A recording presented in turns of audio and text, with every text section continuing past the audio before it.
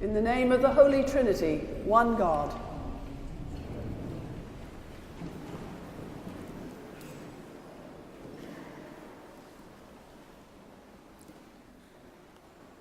A dinner party among beloved friends, drawn closer together by a shared experience of loss and renewal. An unexpected and embarrassing interruption, an over-the-top gift, an acting out of unconditional love, an unwelcome reminder of a long shadow that looms over the gathering. I wonder if you've ever had anything like this experience.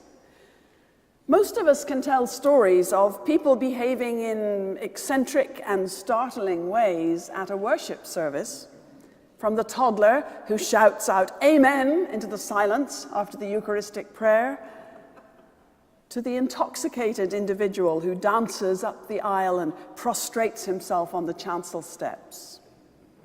We all know how uncomfortable such uninhibited acts make us feel. A sense of restraint, of appropriateness, is woven into our Episcopal DNA. We don't speak easily of profound concepts like love or death. If I ask you to turn to your neighbor now and shout out, "I love you," will that make you cringe? Or even worse, if I ask you to turn to your neighbor and say, "I want you to know I love you because I know you're going to die," that could be doubly cringe-worthy. More love than we can handle, more talk of death than we can accept. In our gospel story, Mary grasps the opportunity to show her love for Jesus. She knows she might never have another chance. So often, we miss the opportunity, and then someone is gone forever. So don't put it off. While I'm not going to make you say it out loud right now, take a moment to think of someone you should reach out to with love. Make yourself a promise that you will do it today.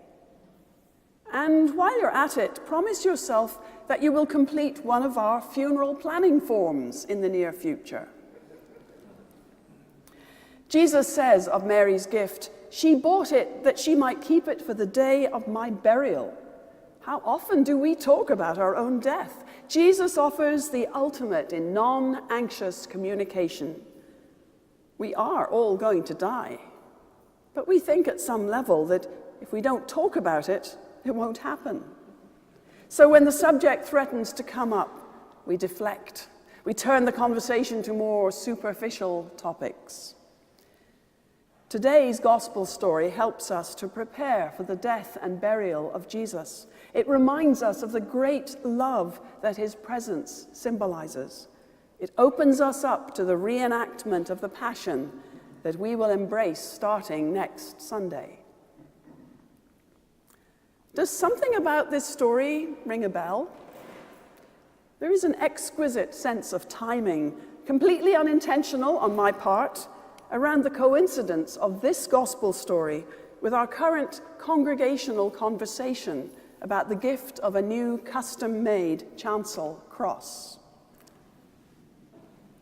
In case you haven't been following the communications, let me summarize. A longtime parishioner suffering from a terminal illness with a short trajectory came to me and offered a parting gift to express love for St. Paul's Cathedral. The parishioner knew that the cross we have was installed about 30 years ago as a compromise after a custom-designed cross was rejected by the congregation, and also knew that there had been continuous criticisms of this cross as being too small for our space and too hard to see since the organ pipes were installed. So this parishioner offered us the opportunity to acquire a cross that would be unique to St. Paul's and would express the welcoming and healing ethos of this congregation.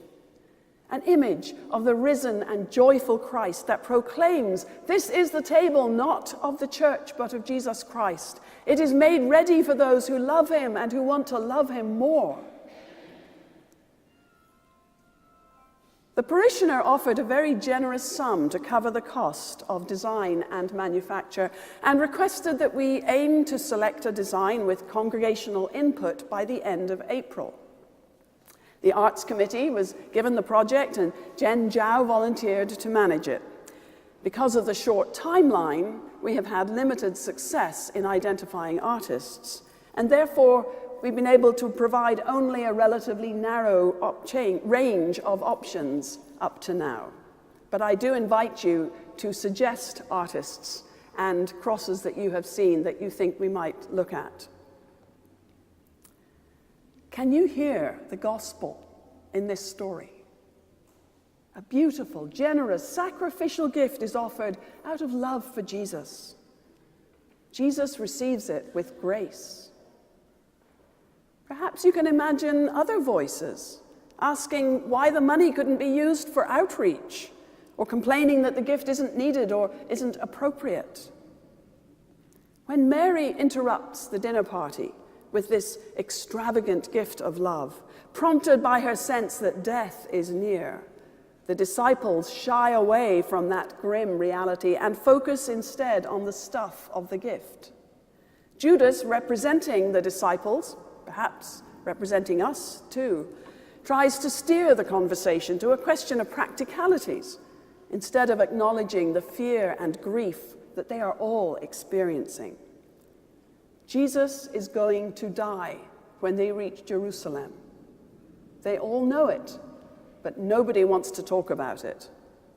The outpouring of love and grief represented by this gift makes them too uncomfortable.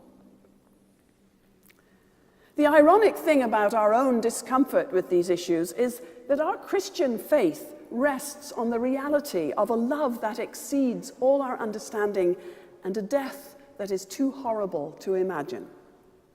Every time we celebrate the Eucharist, we reenact the story of Jesus' suffering, and we receive his gift of love in the sacrament of communion. This is my body.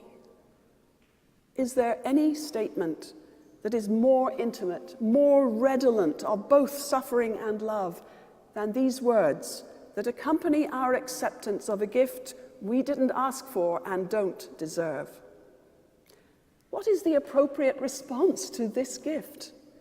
Surely it is deep, heartfelt gratitude and a renewed intention to share with others the love we have received. Each of us has our own way of demonstrating love. Mary chose expensive oil. Martha, her sister, chose to give a square meal and a comfortable refuge. My father-in-law, Ron, used to show his love with produce. When we visited him in England, he would welcome us with a meal including every vegetable he could lay his hands on.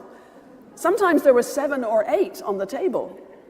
We joked that the more vegetables we saw, the happier he was to see us. Jesus shows his love for us when he offers his own self to us. It's a gift with no strings attached, a true gift. It's more than we deserve and maybe more than we want. But the depth of generosity expressed in this gift is what prompts us in turn to be generous. Generous in forgiveness, generous in friendship, generous in serving the poor. The gospel writer tells us that the house was filled with the fragrance of Mary's gift. When love is shared extravagantly, unself-consciously, it fills a house or a church or a community like an exquisite perfume. Judas is deficient in his ability to smell the fragrance. He is unable to perceive the beauty of Mary's act. He has shut himself off from love. And John makes sure we know what that means in his parenthetical reference to the upcoming betrayal. Jesus' teaching puts the gift in perspective. We can help the poor anytime. You can make your own contribution to the food bank or the Red Cross. You can take some of the snack bags our youth made recently and put them behind the driver's seat of your car. And when you're stopped at the traffic light and someone's holding a sign that says, "I'm hungry," you can seize the moment and grab a bag and hand it over. The poor are always with us, and we always have opportunities to help.